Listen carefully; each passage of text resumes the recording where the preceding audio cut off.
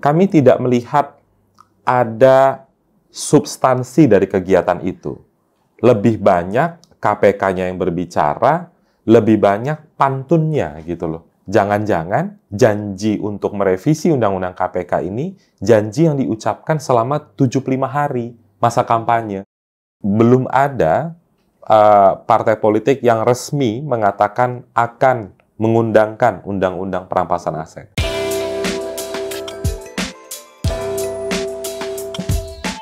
Halo teman-teman, kembali lagi di program Ngobrol Nalar. Kali ini kita akan ngebahas soal acara kemarin di KPK yang katanya ada debat Capres-Cawapres, adu gagasan mengenai siapa sih yang paling jitu untuk memberantas korupsi.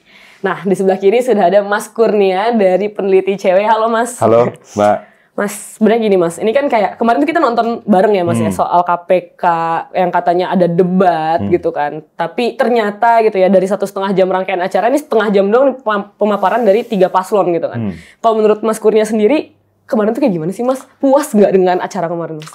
Iya, sebenarnya acara KPK kemarin itu kan sudah mulai mencuat beberapa minggu sebelumnya ya.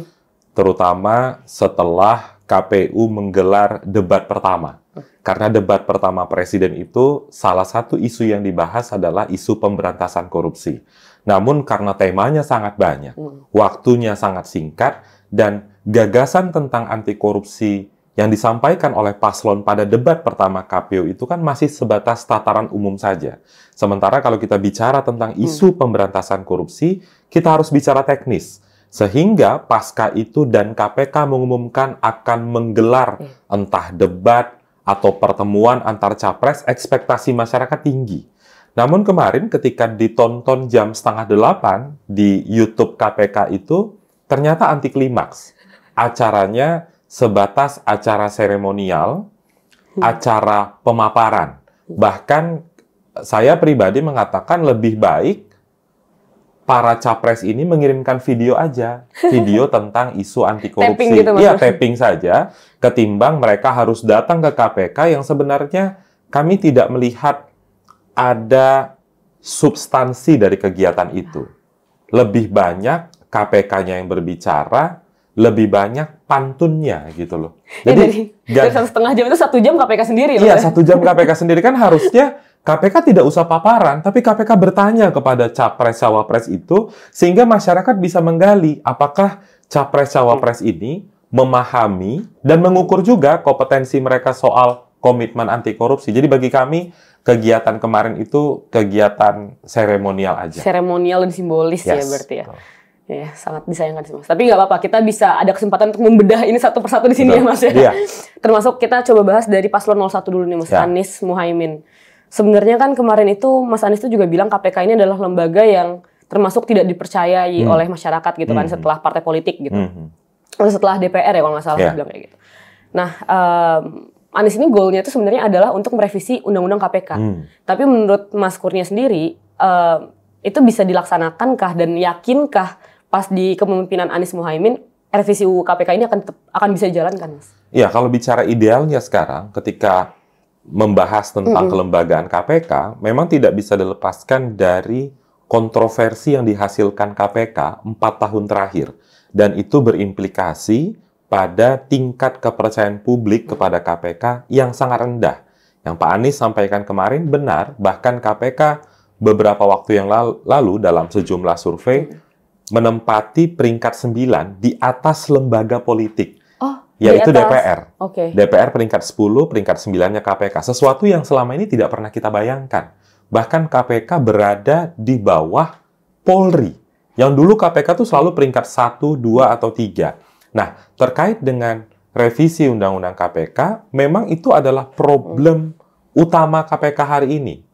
Dan yang belum terjawab, baik oleh paslon 1 dan paslon 3, karena Pak Prabowo sependek pengetahuan saya belum pernah mengatakan revisi Undang-Undang KPK. Nah, apa permasalahan yang belum dijelaskan adalah bagaimana mereka, Pak Anies misalnya, meyakinkan Surya Paloh, Ketua Umum Partai Nasdem, meyakinkan Pak Syahiku, Ketua Umum PKS, dan meyakinkan wakilnya sendiri, Pak Muhaimin Iskandar, Ketua Umum PKB, karena 3 partai ini rasa-rasanya seringkali diam. ketika KPK dilemahkan. Dan beberapa di antaranya juga setuju dengan revisi Undang-Undang KPK. Jadi kami patut khawatir. Jangan-jangan janji untuk merevisi Undang-Undang KPK ini janji yang diucapkan selama 75 hari masa kampanye. Untuk elektoral aja gitu untuk ya? Elektoral, untuk menenangkan publik, untuk meraup suara pegiat-pegiat anti korupsi. Seperti itu, Mbak Usi. Berarti lebih realistis kalau misalnya yang ngomong revisi Undang-Undang KPK itu Ganjar Mahfud, Mas? Daripada Anies Muhaimin misalnya. Tapi Ganjar Mahfud juga PDIP. Ganjar Mahfud ada PDIP di situ. Jadi nggak masalah, tentu kita apresiasi kalau mereka ingin merevisi Undang-Undang KPK, tapi tolong jelaskan bagaimana cara kalian meyakinkan ketua umum partai politik itu. Dan bagaimana kalau seandainya ada kebijakan yang ingin dikeluarkan soal pemberantasan korupsi, dan itu melawan arus politik.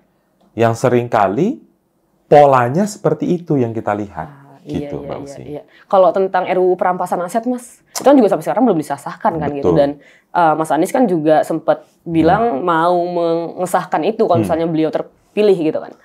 Iya, kalau perampasan aset itu memang undang-undang yang amat sangat dibutuhkan. Bukan dibutuhkan oleh masyarakat, bukan dibutuhkan oleh pemerintah, tapi dibutuhkan oleh aparat penegak hukum. Kepolisian, kejaksaan, KPK butuh disokong dengan perampasan aset untuk mengatasi satu, pemulihan kerugian keuangan negara, karena kerugian negara akibat korupsi itu kalau mengacu pada data ICW tahun 2021 dan tahun 2022 itu angkanya di atas 70 triliun rupiah. Maka dari itu kita butuh undang-undang perampasan aset agar pemulihan kerugian keuangan negara yang diakibatkan praktik korupsi itu bisa maksimal. Kemudian yang kedua, kalau kita cerita hari ini, banyak buronan atau orang-orang yang melakukan korupsi kabur ke luar negeri, dan penegak hukum bisa mendeteksi, oh asetnya A, B, C, D di Jakarta misalnya, dengan undang-undang perampasan aset itu bisa langsung dibawa ke proses persidangan tanpa kehadiran dari pelaku korupsi. Bisa kayak gitu ya? Sangat bisa, maka dari itu ini dibutuhkan political will dari para calon presiden. Namun, sama seperti Undang-Undang KPK, kalau kita mengacu pada statement Ketua Komisi 3, Bambang Pacul saat RDP dengan Mahfud yang sempat viral itu kan mengatakan, kalau mau mengundangkan Undang-Undang perampasan aset, silahkan lobby ketua partai politik. Nah, lagi-lagi apa ya dia bilangnya? Iya, Korea itu istilah Pak Bambang Pacul kan. Nah, yang dibutuhkan adalah sama seperti Undang-Undang KPK. How-nya seperti apa? Bagaimana cara mereka untuk meyakinkan bahwa undang-undang ini memang penting? Karena kami curiga Undang-Undang perampasan aset ini di-hold oleh para politisi karena mereka adalah subjek pertama yang dimungkinkan untuk dirampas hartanya. Ya? Betul, itu dirugikan. Partai-partai politik siapa aja sih, Mas, yang udah menyuarakan untuk mempercepat pengesahan RUU perampasan aset ya? Kalau misalnya yang aku tahu gitu ya, itu kan ada PSI misalnya kan udah sempat menyuarakan soal mereka mau mempercepat RUU perampasan aset gitu. Tapi yang ada lagi nggak sih, Mas? Ya, kalau PSI menyuarakan perampasan aset karena mereka kan belum di DPR. Iya, tapi mereka belum di DPR, jadi kayak nggak bisa juga. Semuanya gitu. Akan gitu loh. Iya. Nah, tapi kalau yang hari ini faktual ada di DPR, kami melihat belum ada partai politik yang resmi mengatakan akan mengundangkan undang-undang perampasan aset. Even oposisi juga belum ya? PKS Even gitu, oposisi, kalaupun ada, sepertinya belum menjadi sikap resmi ya, misalnya seperti PKS dan lain sebagainya. Karena draft undang-undang perampasan aset itu sudah masuk ke DPR sejak April 2023. Bahkan menariknya, Mbak Usi, kalau kita bicara tentang perampasan aset, naskah akademiknya itu sudah ada sejak tahun 2012. Naskah akademiknya? Iya, jadi bagaimana ya, kajian, iya benar, jadi sebenarnya sudah 12 tahun mangkrak undang-undang ini, sudah melewati 3 rezim pemerintahan ya, Pak SBY di ujung, Pak Jokowi jelang akhir periode kedua ini. Berarti, nah mungkin nggak, Mas? Maksudnya ini nanti 2024 nih kita punya presiden baru ibaratnya gitu kan? Mungkin nggak sih RUU perampasan aset ini disahkan? Harusnya mungkin. Presiden itu kan sering mengatakan undang-undang itu urusan dari DPR. Nah, persoalan tadi kalau kita menggunakan terminologi lobby ya, lobby ketua umum partai politik, itu bukan peran presiden sebagai kepala pemerintahan, tapi peran presiden sebagai kepala negara. Dia punya koalisi tenda besar misalnya, ya dia bisa memanggil ketua umum partai politik. Kita kemarin sebenarnya sekitar 4 atau 5 bulan yang lalu, ketika Pak Jokowi mengumpulkan ketua umum partai politik, kita berekspektasi tinggi. Oh, sepertinya Pak Jokowi pasti mengatakan kepada Bu Megawati, Pak Zulkifli Hasan, dan lain sebagainya untuk segera merampungkan undang-undang perampasan aset. Ternyata ketika doorstop, konferensi pers, justru yang disampaikan Pak Jokowi adalah, saya akan cawe-cawe, saya adalah manusia politik. Jadi, padahal itu momentumnya beberapa bulan setelah Presiden mengirimkan surpres, dan sudah ramai soal pernyataan Bambang Pacul tadi. Jadi kesempatan itu sayangnya tidak digunakan. Jadi harusnya ke depan Capres-Cawapres itu bisa berbicara secara lebih teknis tentang peran mereka sebagai kepala negara dalam mendukung undang-undang yang memperkuat agenda pemberantasan korupsi. Iya, kalau misalnya tiga-tiganya kayak kemarin di acara KPK ya semuanya pasti setuju untuk memberantas korupsi ya. Tinggal mencatat apa yang disampaikan KPK, diulangi di podium. Kan nggak mungkin juga mereka mengatakan saya tidak setuju dengan paparan KPK, dan itu kan akan merugikan elektoral mereka. Gitu. Nah, kita lanjut nih Mas, bahas 02 nih, misalnya kayak Prabowo Gibran gitu kan. Ini juga menarik sih sebenarnya pas aku mendengarkan gagasan, silakan Mas minum. Aku mendengarkan paparan dan gagasannya Pak Prabowo ya. Salah satu caranya untuk memberantas korupsi adalah dengan menaikkan gaji pejabat, gaji hakim gitu kan, hakim tertinggi. Nah, menurut Mas Kurnia sendiri itu tepat sasaran nggak? Hakim Agung itu gajinya lebih dari 100 juta. Kemarin penetapan tersangka oleh KPK. Akil Mukhtar di atas 100 juta. Ketua Mahkamah Konstitusi masuk penjara seumur hidup. Patrialis Akbar, Hakim MK juga korupsi. Setia Novanto, Ketua DPR, gajinya di atas 50 juta, korupsi juga. Ini sekarang Direktur Utama Pertamina, Karen, tersangka di KPK. Kurang banyak apa gajinya? Jadi, tidak bisa mengambil solusi pemberantasan korupsi hanya melihat soal gajinya saja. Jadi karena di Amerika dan Inggris melakukan itu. Iya, tapi kondisi realita di Indonesia, warga-warga suka miskin itu orang-orang kaya semua. Gajinya di atas berpuluh-puluh kali lipat dari UMR DKI Jakarta. Jadi sebenarnya kondisi itu kita harus mendetailkan lagi bagaimana sebenarnya konsep dari Paslon 02 ini untuk memberantas korupsi. Kalau sekedar menaikkan gaji tanpa memperkuat sistem pengawasan, itu kan jadi problem juga. Jadi itu adalah solusi jalan pintas, dan sebenarnya isu pemberantasan korupsi tidak bisa menggunakan model-model seperti itu. Dan ini kan narasi yang sudah berulang ya, 2019 kan, 2014 itu juga diucapkan. Bahkan kalau melihat komitmen Pak Prabowo misalnya, 2019 dulu bicaranya tentang memperkuat KPK juga. 2014 ceritanya memperkuat KPK. Tapi tiba-tiba 2024 switch untuk merevisi Undang-Undang KPK. Dan Pak Prabowo itu kan ketua umum partai. Gerindra setuju kok dengan revisi Undang-Undang KPK. Gerindra setuju kok dengan hak angket KPK. Dulu ya, ketika KPK diserang. Jadi seringkali kita dipaksa untuk lupa kejadian beberapa tahun yang lalu. Gara-gara mau elektoral 75 hari ini ya Mas ya. Betul. Tapi iya menarik juga sih. Berarti kalau misalnya kayak gitu, aku juga baru ternyata yang kayak di lapas dan yang tersangka korupsi itu adalah pejabat-pejabat ya kebanyakan kan daripada. Iya sih. Berarti itu nggak works Mas. Nggak works kalau hanya itu ya. Harus ada penambal-penambal lain untuk memastikan agar para penyelenggara negara ini tidak menyalahgunakan kewenangannya atau melakukan tindak pidana korupsi. Seperti tadi ya, kalau sekedar menaikkan gaji, kemudian tidak dilakukan, let's say misalnya soal reformasi birokrasi, agenda memperkuat aparatur pengawas internal pemerintahan daerah, itu kan tidak secara direct akan memberangus atau meminimalisir praktik korupsi. Iya, pertanyaannya itu adalah apakah sebenarnya akar dari korupsi di Indonesia itu adalah kualitas hidup gitu? Betul, ya. Jadi kalau sekedar melihat permasalahan korupsi kualitas hidup, ya tidak, logika sederhananya kan, logika matematikanya tidak mungkin mereka akan korup yang tadi aku sempat sampaikan, jabatan-jabatan publik tersebut.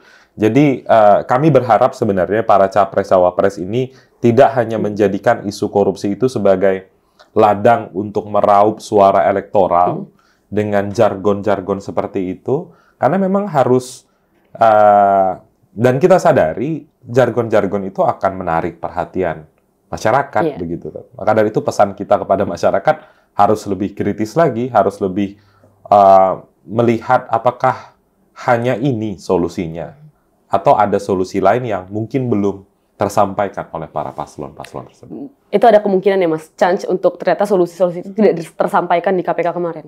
Iya, sangat mungkin ya? Karena tadi agenda debat KPU itu terlalu banyak. Yang KPK? Oh, yang KPU. Yang KPU terlalu banyak temanya, waktunya singkat. Sedangkan yang di KPK kemarin, waktunya sebenarnya bisa panjang kalau Pak Nawawi dan Pak Gufron tidak terlalu banyak mengambil waktu. Gitu. Oke, masuk lagi ke solusi yang lain nih Mas, yang dipaparkan oleh 03 sekarang. Kalau 03 itu kan sebenarnya lebih banyak membicarakan tentang sinergitas kelembagaannya ya, untuk di KPK ini gitu. Dan menurut dari Mas Kurnia sendiri, kalau misalnya dari sinergitas kelembagaan ya gitu, apakah itu juga solusi yang lebih konkret daripada menaikkan gaji atau daripada merevisi undang-undang KPK gitu Mas? Iya, memang paslon 01 dan 03 itu lebih banyak bicara teknis ya. Soal sinergitas itu, kalau kita berangkat dari kelembagaan KPK, KPK itu kan berdiri dengan mandat sebagai trigger mechanism kepada aparat penegak hukum lain. Mereka bergerak supaya memantik kejaksaan dan kepolisian lebih getol lagi memberantas korupsi. Namun di tengah itu tetap dibutuhkan koordinasi dan supervisi antar penegak hukum, karena kewenangan untuk menyelidiki, menyidik itu bukan hanya KPK. Kepolisian dan kejaksaan itu butuh juga. Maka dari itu sinergitas mereka menjadi penting, terutama peran KPK adalah misalnya ketika kepolisian itu menangani perkara, kejaksaan menangani perkara, secara teknis mereka itu diwajibkan mengirim surat perintah penyidikan ke KPK. Untuk apa? Untuk dilakukan pengawasan. Apakah sudah benar atau tidak proses hukum yang mereka lakukan. Kalau mereka butuh bantuan KPK, KPK bisa melakukan itu. Nah, sebenarnya dalam tataran itu yang saya prediksi ingin disampaikan oleh paslon 03. Tapi kalau sekarang belum ada sinergitas itu, Mas? Belum terlalu kelihatan. Tapi udah tapi belum maksimal. Misalnya contoh, supaya lebih kontekstual ya. Misalnya contoh kasus, pasti masyarakat semua tahu, kasus Pinangki Sirna Malasari. Siapa yang nggak tahu Jaksa Pinangki? Saat itu kasusnya ditangani oleh kejaksaan, KPK sempat mengatakan akan melakukan supervisi terhadap perkara itu, tapi kan ternyata tidak dilakukan. Tetap aja kejaksaan dengan tuntutan yang ringan, banyak problematik. Nah, untuk mengatasi kebuntuan itu, dibutuhkan ada aturan yang lebih teknis soal kewenangan KPK dalam mensupervisi kejaksaan dan juga kepolisian. Oke. Kalau soal transparansinya gimana, Mas? Sejauh ini ya? Kemarin sebenarnya pernyataan dari Pak Nawawi, yang pertama itu dia singgung dan diamplifikasi oleh 3 paslon soal LHKPN. LHKPN itu menjadi problem hari ini, karena ini kaitan sama transparansi juga yang Mbak Usi tanyakan. Undang-Undang 2899 itu kan mewajibkan secara hukum dan disebut dalam undang-undang, setiap penyelenggara negara itu harus wajib lapor LHKPN setiap tahun. Kalau tidak lapor, ada sanksi administrasi. Nah, pertanyaannya sederhana.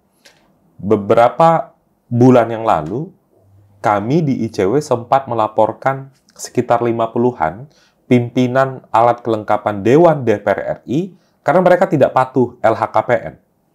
Nah, bahkan ada yang tidak patuh sejak tahun pertama menjabat, 2019. Nah, pertanyaannya kan sederhana, Mbak Usi. Kalau mereka tidak patuh, tolong dong jelasin ke publik hukuman apa sih yang udah diberikan. Logiknya adalah, kalau 2019 mereka mulai menjabat, 2020 mereka tidak lapor LHKPN, kita sudah bisa melihat sanksinya tahun 2021. Lah, tahun 2023 mereka justru memimpin komisi. mereka justru menjadi pimpinan Siapa, balik. Mas? Ada banyak sebenarnya.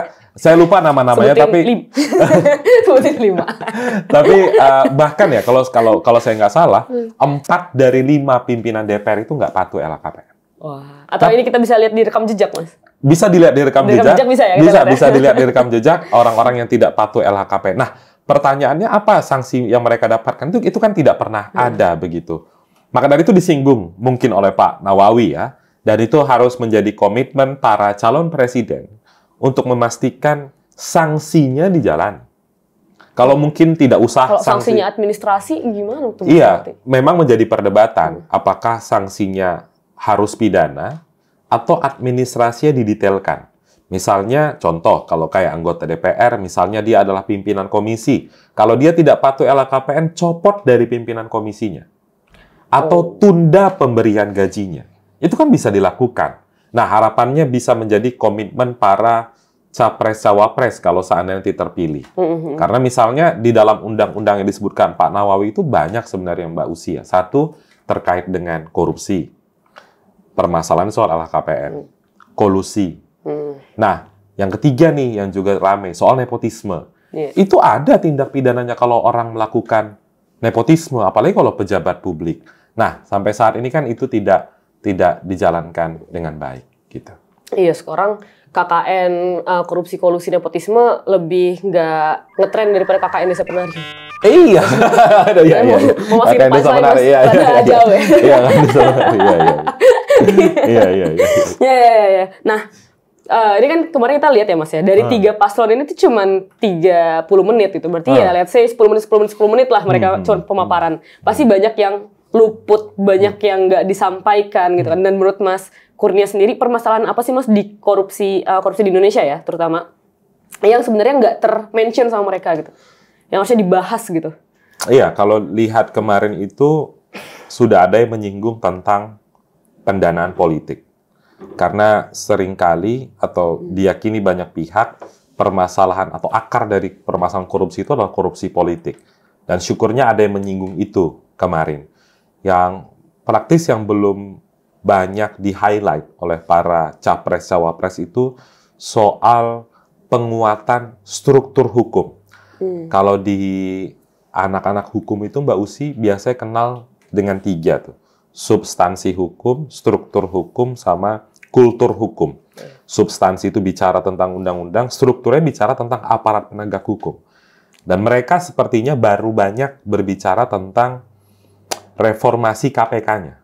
Kita menunggu bagaimana sikap mereka soal reformasi Polri, yang selama ini dianggap lembaga korup di Indonesia, bahkan di dunia begitu. Jadi, bagaimana agenda mereka untuk memastikan aparatur Polri ini bisa independen. Itu belum di-mention ya? Belum banyak di-mention. Bahkan di debat pertama pun Pak Ganjar hanya mengatakan beliau adalah anak polisi. Bukan itu poinnya gitu loh. Yang kita tanyakan adalah bagaimana agenda memperkuat kelembagaan Polri, bagaimana menjaga kualitasnya, bagaimana memberantas budaya ewuh pakewuh di Polri, budaya menutupi kesalahan atasan.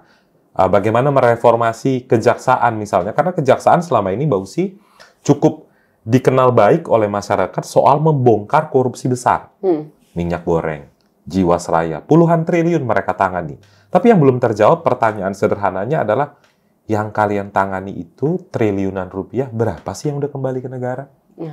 Nah, itu kan belum banyak terjawab. Nah, harapannya capres-capres itu dengan instrumen tentang perampasan aset bicara soal pemulihan kerugian negara. Gitu. Oke. Ya, tapi ini udah tinggal berapa hari lagi, Mas? Betul. Cukupkah waktunya untuk, apalagi KPK udah mengadakannya sebenarnya kemarin kan gitu. Cukup nggak? Iya, forum-forum seperti KPK itu harapannya bisa diperbanyak. Meskipun jangan menggunakan konsep seperti KPK begitu. Kalau lihat debat-debat selanjutnya, ya misalnya hari Minggu nanti debat Cawapres itu ada bicara tentang isu yang saya rasa punya kaitan banyak soal korupsi, sektor sumber daya alam. Itu juga menarik, Mas. Kemarin juga sempat disebut ya sama Pak Prabowo ya. Iya, betul. Ya, itu gimana tuh, Mas? Jadi momen-momen itu yang harus dimanfaatkan oleh para Cawapres. Nanti kan ada Pak Mahfud, Mas Gibran, dan Pak Muhaimin. itu bicara soal bagaimana memberantas korupsi di sektor sumber daya alam. Soal pertambangan yang merugikan lingkungan. Pertambangan ilegal juga banyak banget tuh kan, betul. Mas. Nah itu yang kita harapan kita jelang waktu yang singkat ini, Mbak Usi bisa mereka selipkan. Atau mungkin nanti di debat pamungkas ya, debat kelima pamungkas, nanti, debat capres, harapannya isu korupsi juga bisa mereka kaitkan dengan tema-tema yang dibahas. Ini kita udah masuk ke dalam nge-score nih ya Mas ya. Kita coba kasih Mas Kurnia sih, saya nggak ngasih skor Mas. Kalau saya ngasih skor nanti ketahuan kan. Keberpihakan. Nggak usah netral Mas. Nah, berapa nih Mas skornya dari ketiga paslon tersebut? Siapa yang paling tinggi? Kita urutin ya Mas ya. 1, 2, 3. Skornya berapa? Siapa yang paling konkret? Iya, banyak. Satu sisi memang bisa jadi mereka tidak bisa mengeksplor pernyataan mereka karena forumnya tidak memaksa mereka untuk menjelaskan secara detail, mengadu gagasan seperti konsep debat KPU section ketiga atau keempat waktu debat biasanya. Namun kalau hanya melihat paparan mereka kemarin, saya rasa semua nilainya masih remedial begitu. Masih butuh banyak lagi yang dieksplor karena kalau kemarin mereka mengatakan setuju dengan konsep KPK semua, ya memang